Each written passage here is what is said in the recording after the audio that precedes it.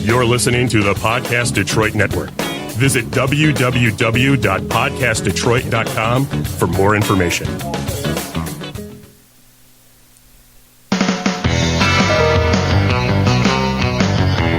Hey, look at that! There's some music.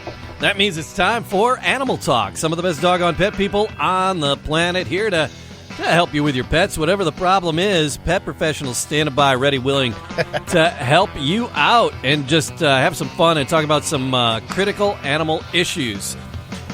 Sitting behind the glass today. Matt Fox, and I kind of I accessorized with the studio today. You did? I did. He's a man in black. And I'm Jamie Flanagan, just making sure everybody has a good time. Animal Talk, it is America's Pet Show. And on the show with us today, we're going to be talking about a very endangered species. Matt, what would you think if I said there's a mammal on this planet and there's only 20 of them left? I would say we're in serious trouble. Wow, we're in serious It's like bees. trouble. Right? Yes. Yeah. And so there's a dolphin outside of Mexico, I want to say, and it's in trouble. And there's a great group of conservationists started by Paul Watson. Oh, my goodness. He was one of the people who founded Greenpeace, and he felt Greenpeace wasn't doing enough. So wrap your head around that. Greenpeace wasn't doing enough, so Paul left, and he started the Sea Shepherd organization. Because Paul always says, if the oceans die, we die. Yeah. And so they really try to safeguard the oceans and the really messed up things happening in the ocean. And we're going to be talking to Captain Peter Hammarsted of the Sharpie of the Sea Shepherd fleet coming up here today on Animal, talking about that, talking about what they got going on.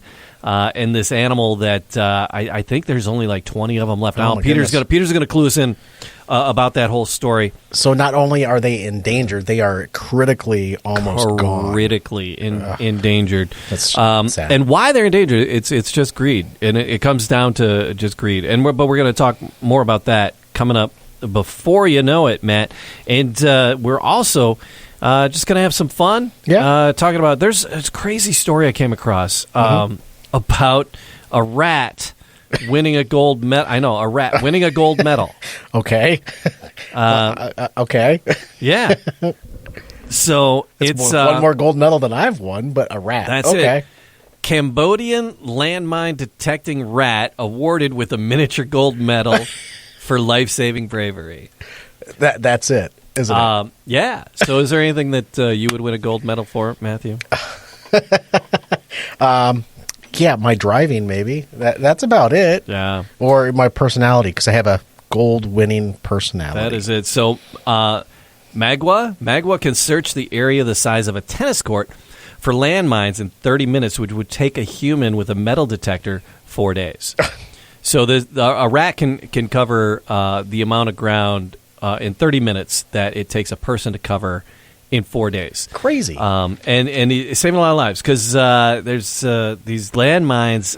It's a tragedy in some of these countries where they've just been, there's been unrest, and these landmines get out there, and then the unrest either moves or dissipates, and then the people are getting hurt bad by these.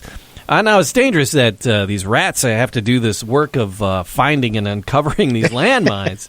I'm sure it doesn't end well for some and many of the rats. Right. But they do, and again, covering the area in 30 minutes that it would take a human. That's craziness.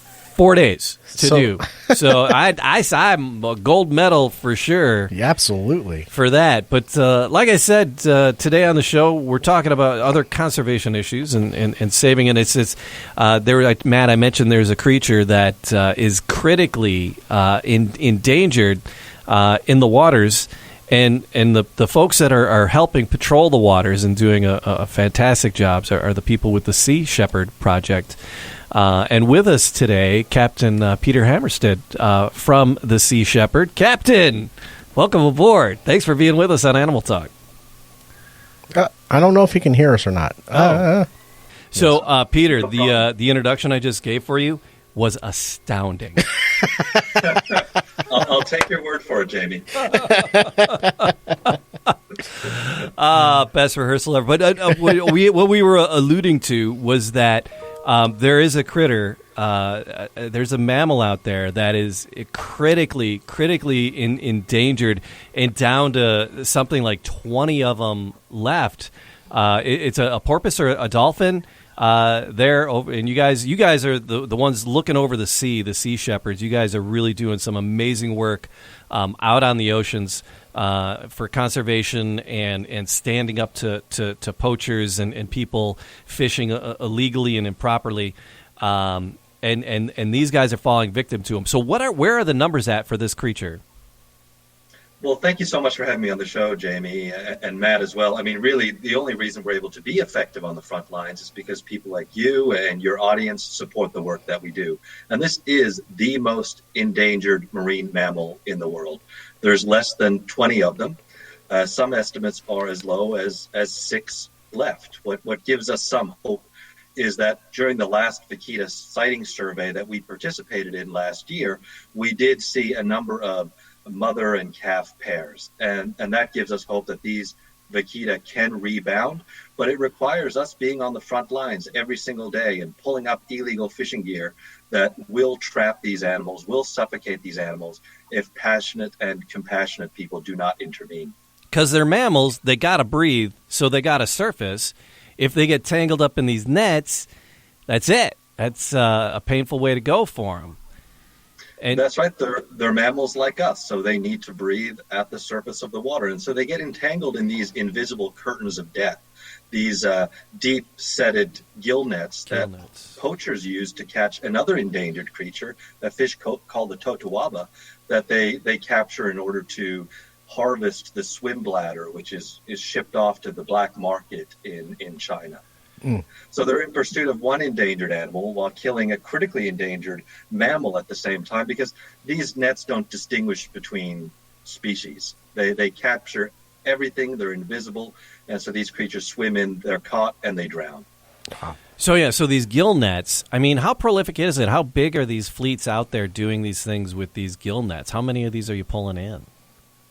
So the poachers have dozens of boats, and each gill net that they set can be hundreds of feet long. And so in the course of doing these campaigns over the past 5 years, we've pulled up over 1,000 gill nets, and we've freed over 4,000 animals, from dolphins to sea turtles to totoaba fish, that have and saved them, set them free, saved them from death.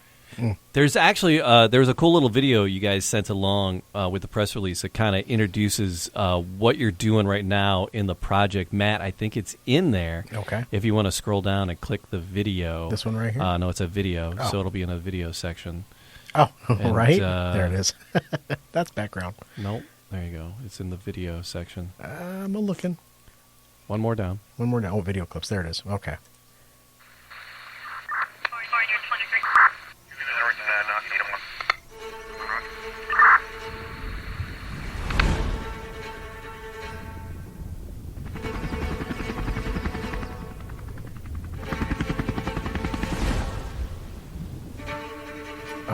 So sad. We're muted while it plays.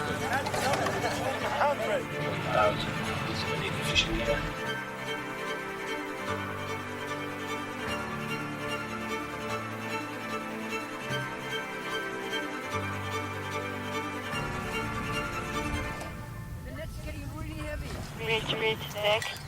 There's a lot of tension in the net. We believe there's a big animal trap. Wow. This is as tense a situation as we can sort of have. Although the poachers have changed their ways of fishing and they're becoming more and more aggressive, we have had a huge effect out here.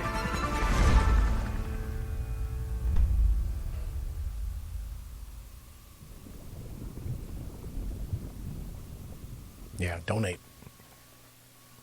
Honestly, donate.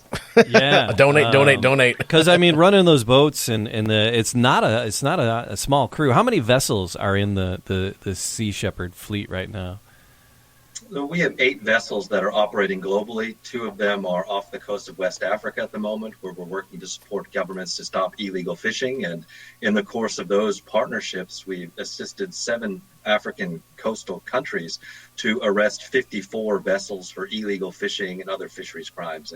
Each one of these illegal fishing vessels is an illegal slaughterhouse that's been shut down. We have one vessel, the Sharpie, that has just arrived in the Vaquita refuge. We'll start this tremendous effort of pulling up ghost nets that have been left behind by poachers in years previous, and pulling them out of the sea.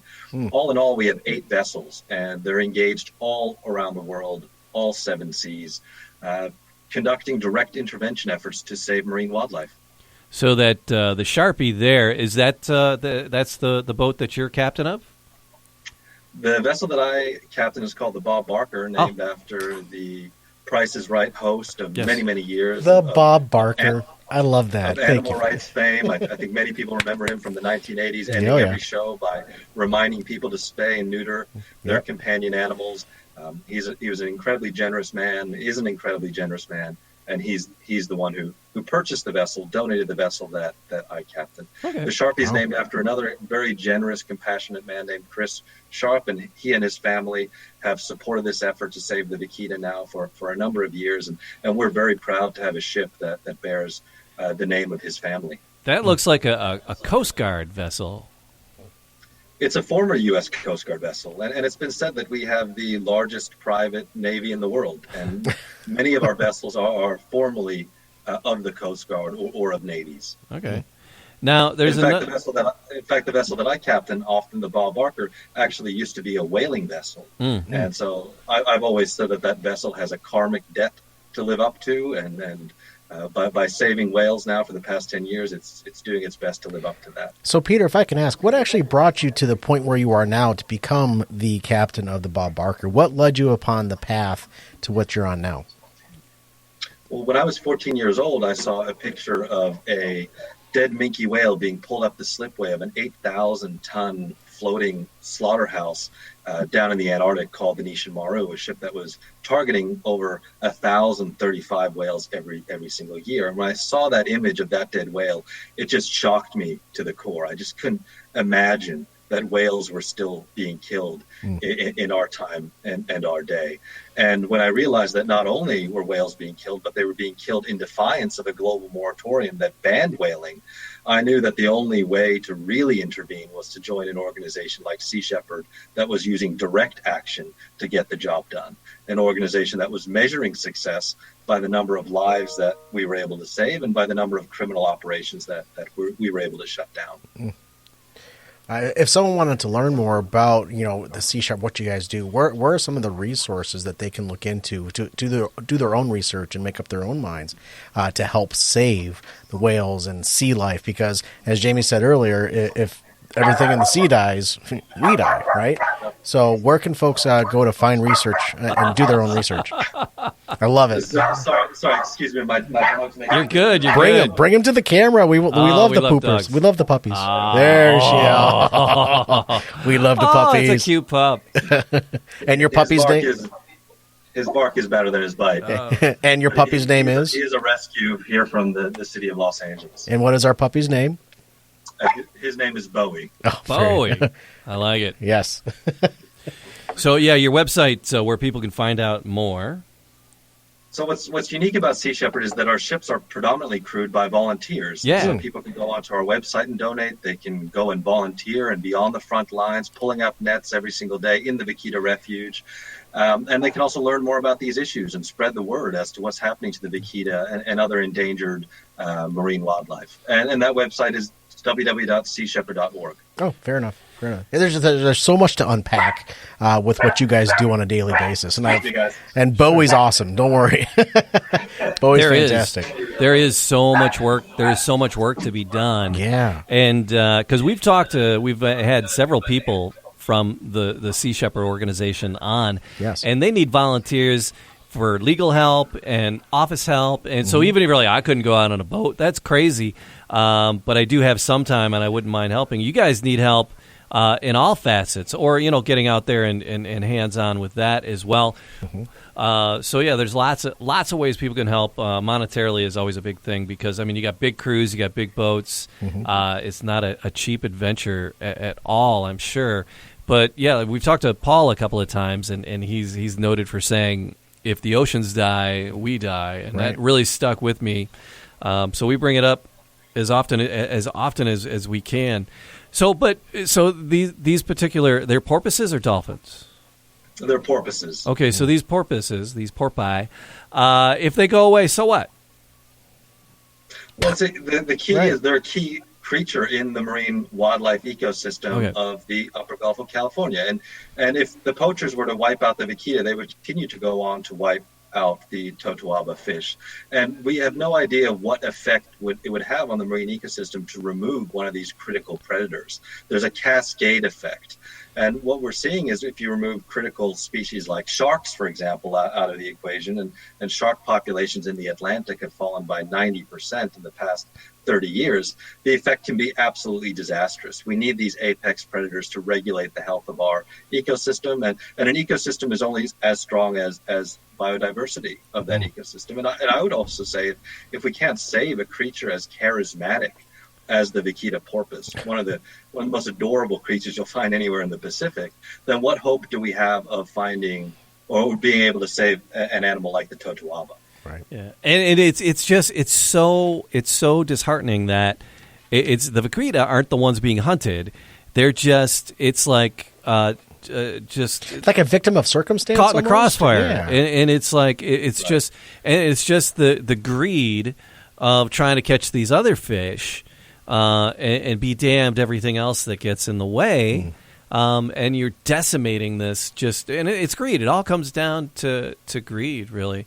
And when you're dealing with greedy people, sometimes it seems to me as though they could be dangerous. A little video that we played, it struck me. You guys were like, I don't know, was somebody shooting the hose at you, or were you shooting the hose at the poachers? What was going on in that scene? In that video, dozens of these small poaching boats were attacking our vessels. They were throwing Molotov cocktails onto the decks of the ship. Our vessels have been fired upon. They've shot down drones that we've used to document their criminal activity. But we do sail into harm's way. But the reality is that these are greedy individuals, and we speak the only language that they understand, and that's the language of profit and loss. And if we can cost their criminal operations money, then we can shut them down. So I remember, Paul has had hits out on him before, and he's like other governments who support. Right, I remember that. I remember have put out warrants for his arrest, and it's just it's crazy. You guys are trying to save the freaking planet, and it's gunning for you out of greed. It's disheartening. The greed.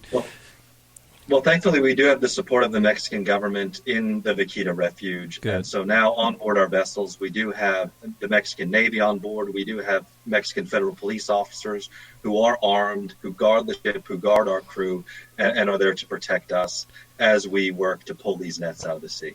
So, Peter, what are we looking at here? These three boats lined up. Are these the poachers? Can you see that?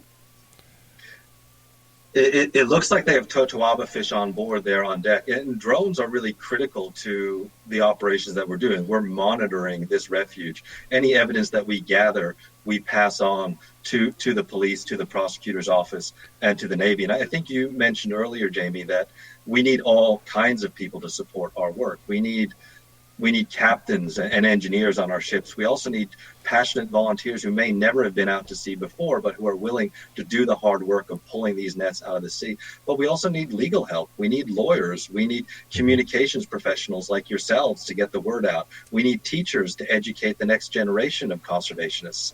I think what's important is the battle to protect our oceans, to defend animals, to speak for the voiceless. That's something that has to be sustainable. We need to be able to do this long term because we have to turn this tide of destruction. And for it to be sustainable, anybody who enters this battle has to enter with their passions, with the things that they're good at, with the things that they love to do. And so if you can help from a legal standpoint as well, we would certainly welcome that. And that's the kind of evidence, like you saw in this image, that we can capture, turn over to the authorities, and hopefully get them behind bars. So now with COVID going on, it's some interesting things are happening on the planet. Some turtles are having some really good days because there's less people on the beach. There's less invasive things going on. But you guys have been slowed down a little bit by COVID because you're following the rules and following the laws and the mandates and the restrictions put on you for working together and whatever. Has COVID given some advantage some of the poachers who have been out there, and what impact has that had on what you're doing and what people are doing? Well, at Sea Shepherd, we have the responsibility for the safety of the Vaquita. We also have the responsibility for the safety of our crew, for the safety of our partners from the Mexican government who come on board our ships. And so it's taken a little bit of time to get the ships out at sea. But the reality is that poachers don't stop because of a pandemic, and so neither can Sea Shepherd. Sure. And our concern is that with the economic downturn, that we may see more poaching activity in the Vaquita refuge than we've seen in years previous. And that's why it was important to get there as soon as we possibly could. So just, it's if you stop the demand for these bladders from these other fish, that's what is going to the black market. But how do you stop the demand for it? How do you, people like their shark tail soup or whatever the heck it is that they believe is going to help them. And it's if there was a way to cut off the demand for the bladder, I don't know. We have to remember that this is a criminal market. Yeah. The killing of the totoaba fish is illegal. This is a protected species. Then exporting it from Mexico to the United States, or then from the United States to China, that violates a number of international agreements that protect endangered species. I mean, this is a criminal enterprise, and it's criminals engaged in it. So they're not going to respond to some kind of consumer boycott campaign. You can't buy totoaba bladder at your local market, nor could you likely afford it. These totoaba swim bladders are worth more in weight than cocaine. And so what we need to see is strong enforcement. We need to see these criminal operations shut down. We need to see the ringleaders, the Al Capones in these networks arrested and prosecuted. And in the interim, we need to ensure that we can pull up these nets every single day, because if we're not pulling up those nets, then every day could be a Vaquita's last day. Right. I'd almost like to see more stringent, the judicial system step up and, provide additional, ramifications. You're going to spend the next 10, 15, 20 years in jail for A, B, and C. Right. It's almost not strong enough because the criminal enterprise almost seems to continue to grow. So they got to get stronger with the judicial system at the same point.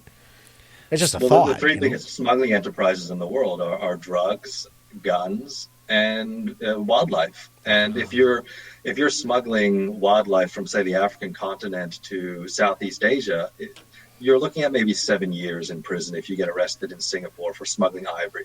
If you get arrested for smuggling cocaine, I mean, the punishment is a lot more stringent, far more stringent than what we have here in the West. And it just doesn't add up. If the ivory then is more valuable than the drugs, then of course you're going to go with the lower risk, more high value product. And so we need to see wildlife crime treated as organized crime. And the networks that are behind the totoaba smuggling, these are not just poachers, these are organized criminals. And these are the same kinds of crime syndicates that are involved in other types of trafficking crimes. So, Peter, I was going somewhere. So it just went away. I had a brilliant question. Oh, I hate that. I'm having a week, man.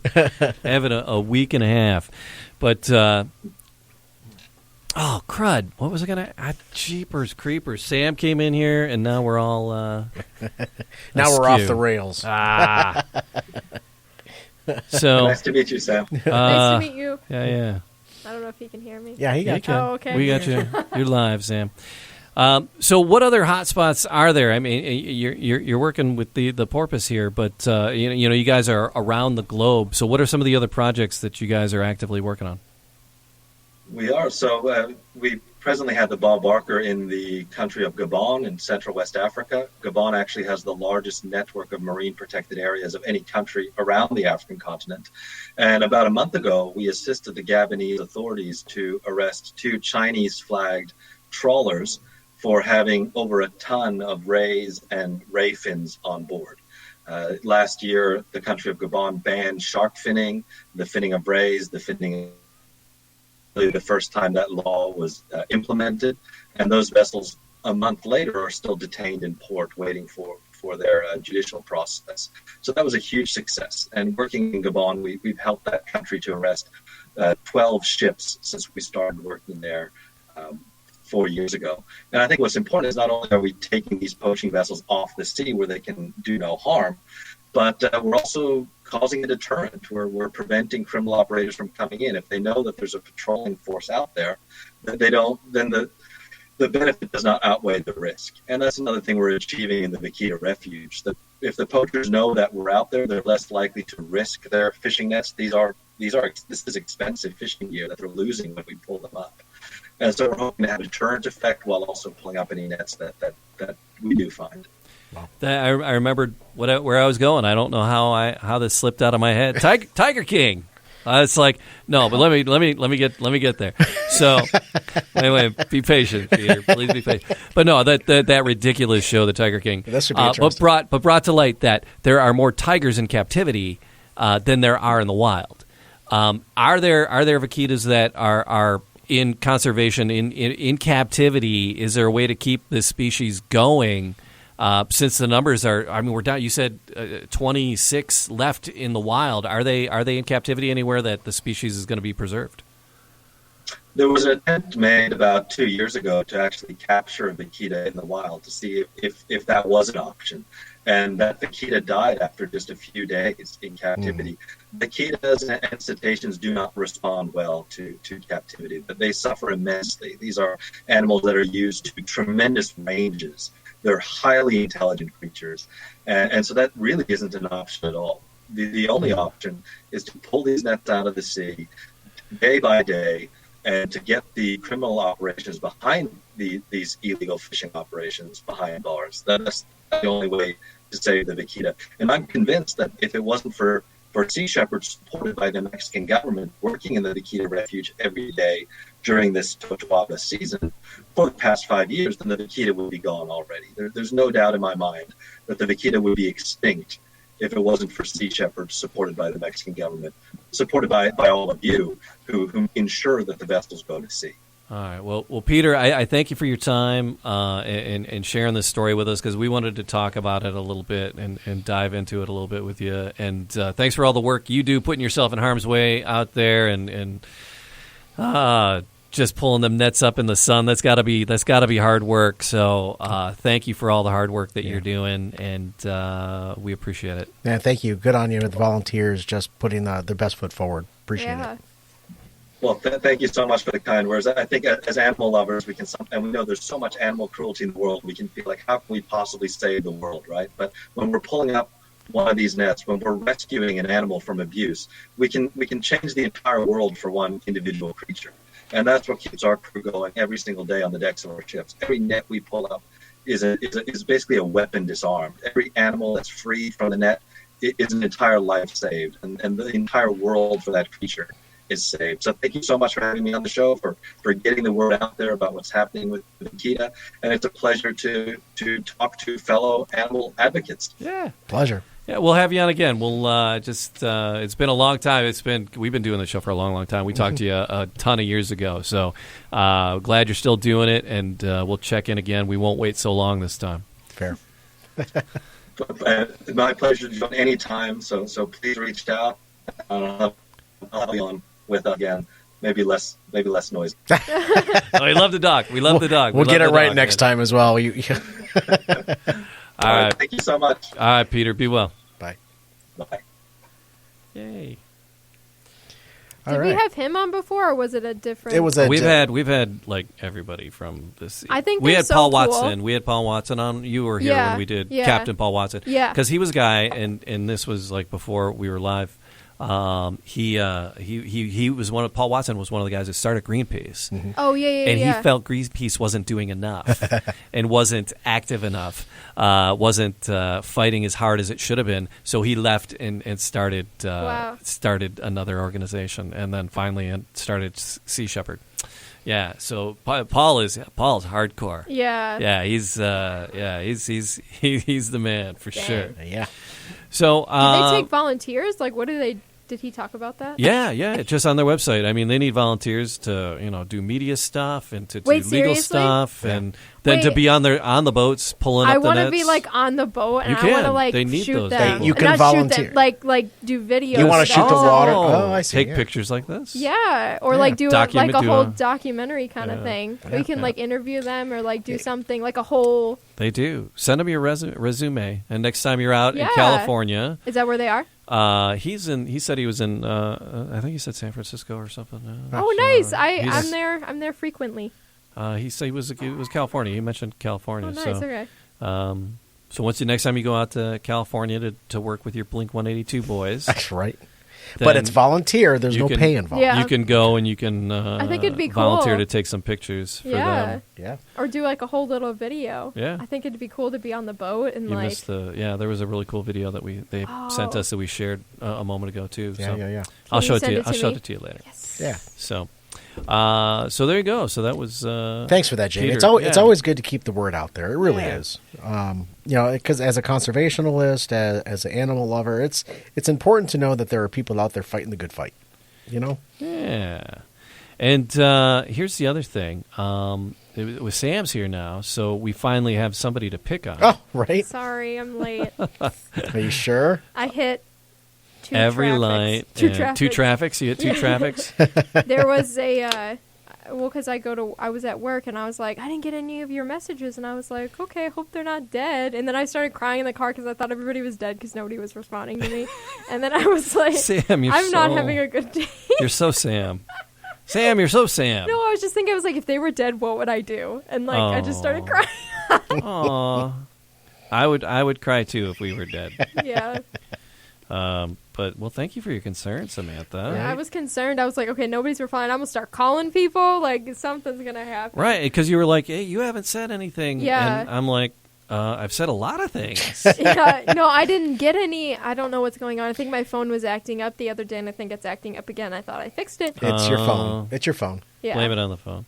No, seriously, it is. I wasn't ignoring anybody. Blame it on the rain. You can look at my phone. Blame it on the rain. Sorry, just breaking into my Milli Vanilli here for you, Sam. Well, you're here. Yeah. Which means we got somebody to pick on. Yeah. Yes. So I'm going to do this, and Matt's going to dig into his email. I got it. Oh no! I pulled it up. I didn't Fact or even get fiction? an email. You decide. All right, there you go. Samantha, Hello. there are 3 facts. 2 of them are true. You gotta play the song. 1 is absolutely false. Matt muted me. Created by me Just like earlier hello. when I should have been recording the junior varsity volleyball game. So that's when you said, yeah, I know you're at school. I thought you saw that the volleyball game started. Yeah, I thought you did. thought, I got a notification. Oh, yeah. And Well, I meant like you're at school, like you were actually at school. I did. I was launching the program from here. So Oh, it was funny. okay. But I should have been doing that while I was writing one of these fake facts. 2 of these facts are absolutely true. 1 is completely false, created by me when I should have been filming the volleyball game. Sam, your mission is to ascertain which of these facts is the false one. And I don't know which one All is right, false. I stopped the music, Matt, so you can bring it up so I can bring up Thank the... you. Appreciate it. All right, so He's you ready? getting the ready. Yes, he is. Actually, he is. All right, yes, hang on. there it is. There it is. Little Just getting pre- right. Oh, guys, I dyed my hair. Yeah, I was going to yeah, mention that. Samantha, you look nice. thank Your you. hair's I very... did it It's myself. dark like your soul now. Yep. All right, are you? Look at that. Your hair is dark like your soul. That's not a very nice thing to say. I'm It's sorry. okay. It's kind of true. It's kind of funny. It's It was kinda funny. true. You know it's... You've said worse. All right. All right. All right. So headline number 1. Sam, are you ready? Maybe. Maybe. Okay. Never. So mountain lions spotted stalking children as they played in California neighborhood. Okay, that sounds like it could be. That sounds like it could be true. Headline number 2. Hawks are hunting house cats with 5 felines plucked from their neighborhood. Maybe. And number 3. Wild bear breaks into Alaska Zoo and kills alpaca. Matt, these are really dark Alpaca. stories. They're kind of Did just he- like Sam's did he hair. spell yeah. it alpaca? Yeah. ALPACA. Alpaca. It's spelled correctly. Yeah. All right, so headline number 1 again, Sam. Are you ready? Okay. Mountain lion spotted stalking children as they played in California neighborhood. Sounds plausible. Headline number 2, hawks are hunting house cats with 5 felines plucked from their neighborhood. And number 3, wild bear breaks into Alaska Zoo and kills alpaca. Are alpacas in Alaska? Eat your lasagna, Tina. Gosh. I'm trying to think. All right. One does sound like it's true. Okay. Which one? Which? They're all very sad. Two of them sound like they are true. The other one sounds false. And that's They the are whole pretty point. dark, though. I'll give that to They're you. all kind of, yeah. they're all Okay, kinda so that's sad. the theme is animals killing things. Yeah. So, Except the mountain lion, it didn't say that it killed the kids. It said it stalked them. Well, yeah. Yes. But that Stalked. does sound plausible. Okay, so out with it. Which is Okay, it? I'm Which going to one? say number No pressure. 3 Is is the the false one. False one? Yeah. God damn it, was it number 2? Was it don't know. 1? I don't know. You because the we're one who down to wrote 'em! No, I know, but we're down to a 50-50, and Matthew doesn't know. I haven't because the slightest clue. I either. didn't tell him. Okay, whatever Matt says, I'll say. So you're down to a 50-50, Matt. Is it what are the 2 available still? You know, the mountain lion spotted stalking children as they played in the neighborhood in California. Uh-huh. And then the hawks are hunting house cats with Yeah. 5 felines plucked from their neighborhood. So, Okay. you know, if I was a betting guy, Uh-huh. and I'm really not, I'd still go hawks hunting Okay, the that's kitty what I was cats. going to Is go with, true or too. false? Is false. False. Wile E. Coyote, super genius. Well, he had it down to a 50-50. So Yeah. I was still going number 2. That was but, my just second saying. answer. So Were you? Yeah. that was my second answer. But See, there I knew. were no misspellings. It was all spelled Now right. he checks. He checks now. Well, I'm doing it really quick. And I here you shouldn't go. have told him my strategy. Yeah. Yeah. So it's yeah. Well, rest in peace to that alpaca.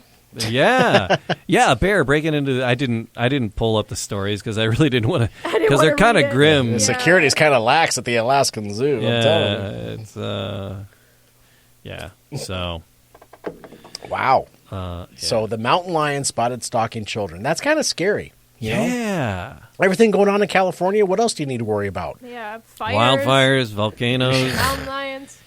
I went to like a hiking trail in California, and there was a sign like before you go in to the trail or whatever, the park, the trail, whatever, there was a sign of like, if you see a mountain lion, what to do. And I'm like, that's so weird because like we don't have that here. Right? All right. So and from there, Yes. really the only other thing available would be. Dang, we're done already. Yeah, you were late. I was only 20 minutes late. We usually go for an time hour, you for guys. The bad animal joke of the week. Who's bad? All right, bad animal joke of the week. Here we go. Are you ready for it, Samantha? Maybe. All right. You gotta keep playing the music. It's not as fun when you So, I don't know. have the music. I'll but explain later. Facebook is all cranky about music. Yeah. So, Oh, right. okay. I so get it. what do you call an alpaca, Samantha, with a carrot in each ear? What do you call an alpaca with a carrot in each ear? I can't hear you. Yeah, nothing. You can call it anything because it's not going to come. It can't hear you anyway. Oh, wow. Ha All ha. right. There better be another one. What? You could say that with anything. I know. Well, I was looking for alpaca jokes, right? Yeah, because that one died. Well, yeah. We're Let's not we're really dark Let's today. focus yes, on the yeah. funny here, Sam. All right. Well, this isn't good for the grape. What did the grape say They did surgery on a grape. when the alpaca stood on it? It let out a little wine. It let out a little wine. Oh my yes. god, you guys! Hey, I had nothing to do with any of this. One more. All right, More. I got a couple more. Yes. What do you call it when an alpaca sings? I don't know. Alpaca capella. Ah. I don't even know if I said that right, but you got the Alpaca. point. Just- Alpaca. Hey, road trip. Yeah. I'll pack my bags. All right, one last one. One last All right, one. go All for right. it. What do you call an alpaca taking over the world? It's the same thing we No, do I everything, don't know. Pinky. Oh god. What do you Same call? thing What do we you do call every it? night. Out. What do you call when the alpacas take over the world? I don't know. The apocalypse. Yeah. It's the same thing we do every night, Pinky. Trying to take over the world. Yes. You guys need some funny ones. Those were funny. Says the old guys, right? I already knew one of them. All right, Samantha. Tell people a little something. Okay, so you can visit our website, www.animaltalkradio.com. You don't need the www. I just like need to the see www. it. You kind of do, yeah. Oh, you could just type it. Type it type in it now. in. You don't need www anymore. Sure, no. Go on. And then follow us on our social media pages, Twitter, Instagram, Facebook, all at Animal Talk Radio. Merch site, wearingfunny.com. Yeah. There it is. YouTube, Animal Talk TV. Yes. Yes. You go, girl. That is how it works. That is... Go and it. That's what it's all about. Yeah. Yay. We did it. I was only here for 20 I used minutes. to be addicted to the hokey pokey, but I turned my life around. When you turned yourself... All right. See, that got her a laugh. There was no animal joke. The alpaca was addicted to the hokey pokey, but he turned his life around. There you go. We made an alpaca joke. All right, there you go. Until like, subscribe, leave a comment. We appreciate everybody being here. Thank you to our guest, Peter Hammarsted. Yes, from the seashepherd.org. The Easy name to of his say. boat. The Bob Barker. The Bob Barker, yeah. I thought he was on the Sharpie. I knew he was on the Barker before, but yeah. So the Sharpie is a cool looking boat. But anyway, seashepherd.org, way to get involved and donate. Save those little baby porpoises. Please. Because, man, that's it'll be a tragedy if they disappear from the planet. It'll be very sad. Till next time, please have an exotic week. And kiss your wild thing for me. Bye-bye, boys. Have fun storming the castle. Think it'll work? It would take a miracle. Bye-bye.